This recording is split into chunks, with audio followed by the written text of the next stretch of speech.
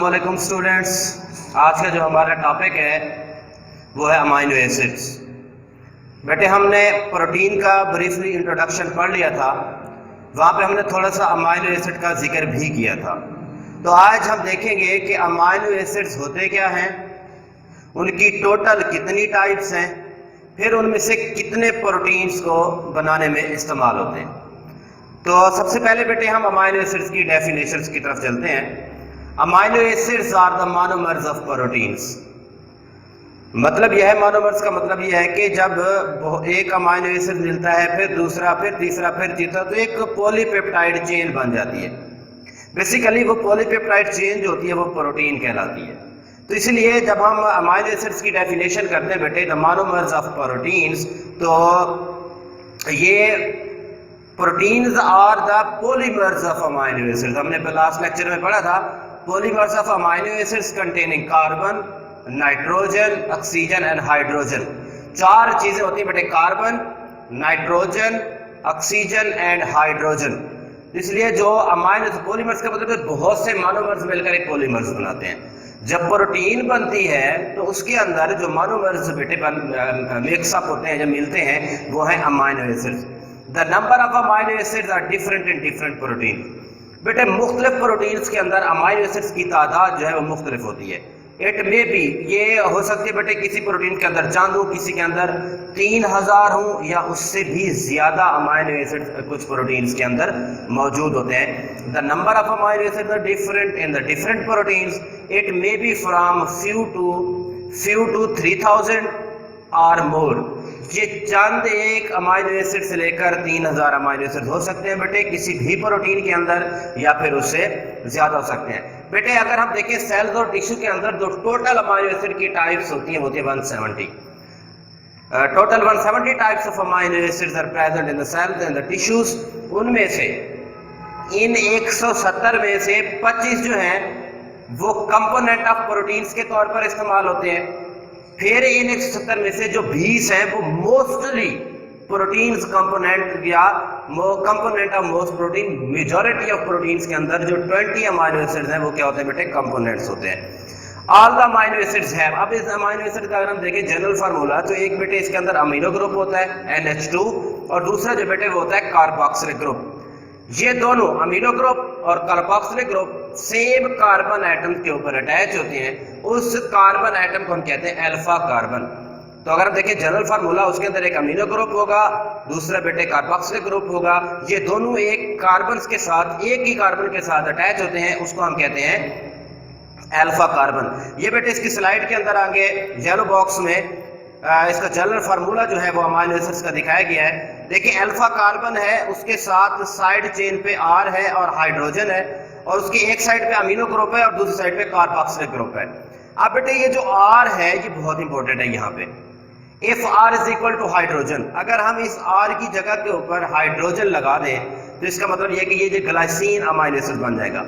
इसी तरह हम अगर इसी R के ऊपर मिथाइल ग्रुप CH3 लगा दें तो ये एलेनिन बन जाएगा।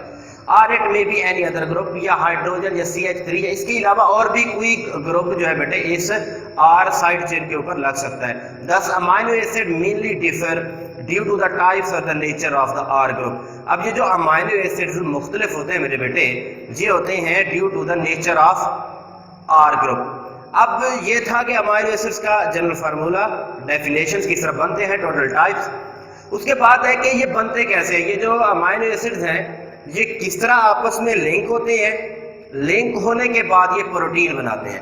तो नेक्स्ट जो बेटे वो है protein formation. Amino acids are linked together to form a polypeptide chain. ये जब आपस में लिंक्ड होते हैं तो ये पॉलीपेप्टाइड चेन बनाते हैं। अब जब ये आपस में लिंक होते हैं बेटे तो इनके दरमियान कार्बन और नाइट्रोजन बॉन्ड बनता है। अब ये जो कार्बन नाइट्रोजन बॉन्ड है इसको हम कहते हैं पेप्टाइड बॉन्ड। इसकी जो डेफिनेशन है, the amino group of one amino acid react with the carboxylic group of another amino acid। एक अमाइनो एसिड्स का अमीनो ग्रुप दूसरे अमाइनो एसिड्स के कार्बोक्सिलिक ग्रुप से रिएक्ट करेगा बेटे, और इनके दरमियान कार्बन नाइट्रोजन बॉन्ड बनेगा। तो इस रिएक्शन के दौरान एक वाटर मॉलिक्यूल भी रिलीज होगा।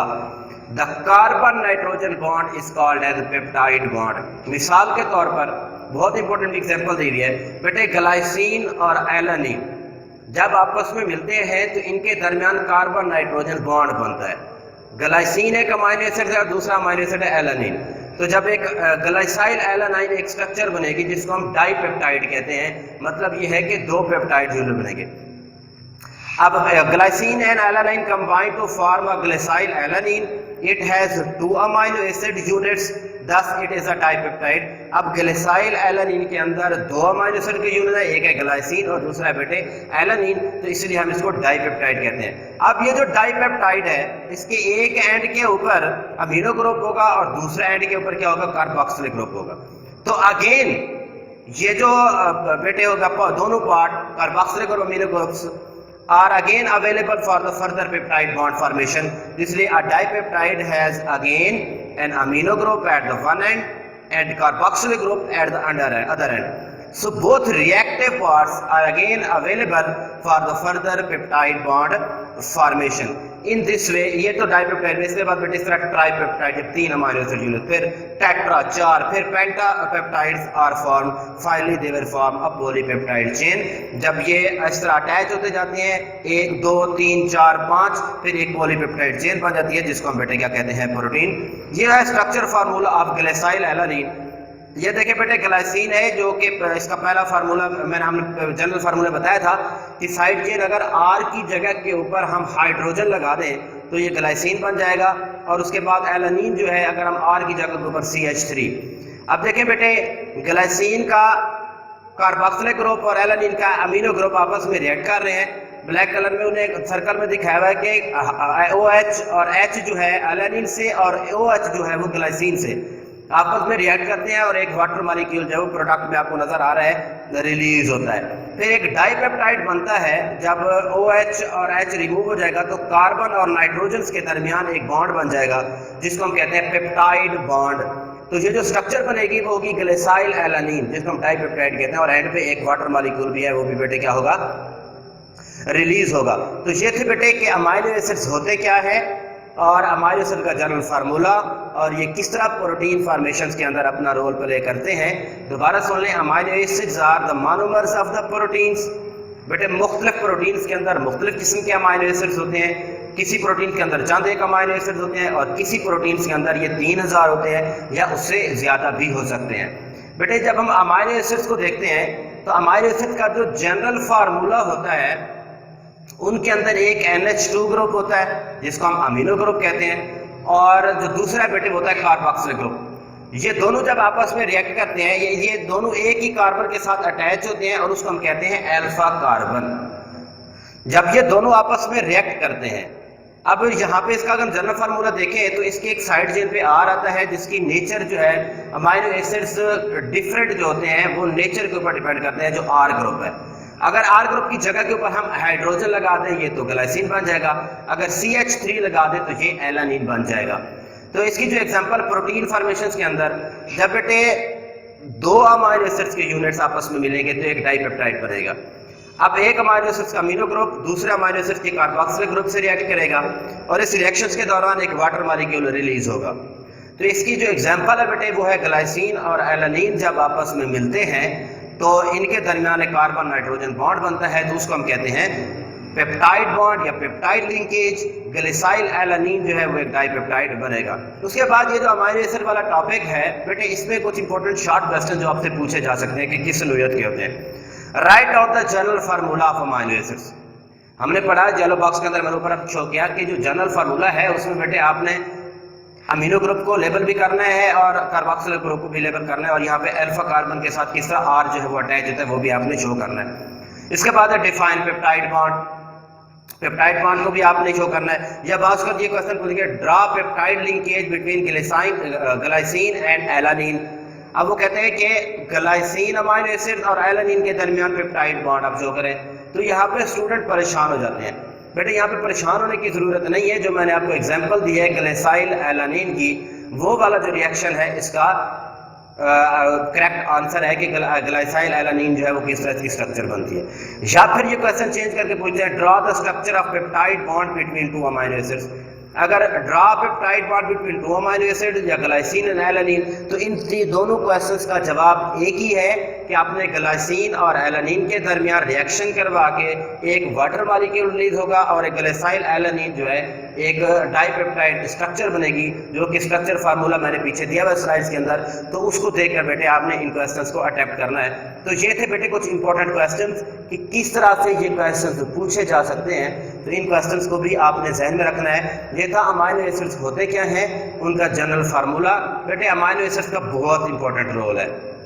अब अमीनो एसिड्स प्रोटीन बनाने में, प्रोटीन हमने इसके पीछे रोल पढ़ा था, स्ट्रक्चर रोल होता है, फंक्शनल रोल होता है। कुछ इंजाइम, जो कुछ प्रोटीन है वो इंजाइम इन नेचर होती है जो कि मेटाबॉलिज्म को कंट्रोल कर रही होती हैं। कुछ प्रोटीन है बेटे एंटीबॉडीज होती हैं जो कि डिफेंस सिस्टम बॉडी का जो होता है उसके अंदर इस्तेमाल होती हैं। कुछ प्रोटीन है बेटे वो ब्लड क्लॉटिंग के अंदर ब्लड को क्लॉट करने के लिए इस्तेमाल होती हैं। तो कुछ जो थे बेटे मूवमेंट के अंदर एक्टिन और मायोसिन। तो बहुत इंपॉर्टेंट फंक्शन है प्रोटीन के। इस तरह हमने स्ट्रक्चर रोल के अंदर पढ़ा था कि कुछ सेल्स के कंपोनेंट्स बनाने के लिए भी प्रोटीन इस्तेमाल होती हैं। तो इस अहमियत को मद्देनजर रखते हुए ये ज़ाहिर होता है कि अमीनो एसिड्स भी बहुत इंपॉर्टेंट है हमारी लाइफ के अंदर। क्यों? क्योंकि वो प्रोटीन बनाने के लिए इस्तेमाल होते हैं। और प्रोटीन्स की क्या अहमियत है हमने ये फर्स्ट लेक्चर के अंदर डिस्कस किया था। तो ये था बेटे आज का हमारा टॉपिक अमीनो एसिड्स, और उसकी कुछ रिलेटेड क्वेश्चंस जो थे वो भी मैंने आपको डिस्कस करके बता दिए हैं कि उनके आंसर्स कैसे होते हैं। तो ये था आज का हमारा टॉपिक। नेक्स्ट लेक्चर तक के लिए इजाज़त दीजिए। अल्लाह हाफिज़।